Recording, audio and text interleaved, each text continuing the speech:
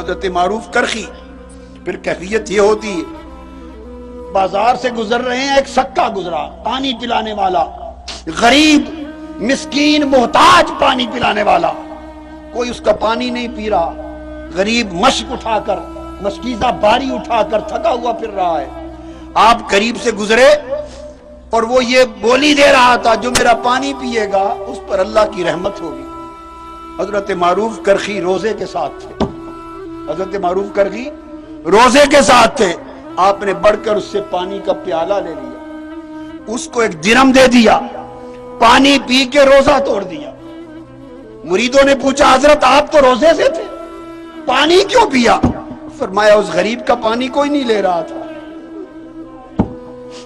اور وہ رب کی رحمت کی بات کر رہا تھا. میں نے کہا میں تو روزے رکھ لوں گا مگر اس غریب کا آج دل ٹوٹا تو اس کا کفارہ کیسے ہو؟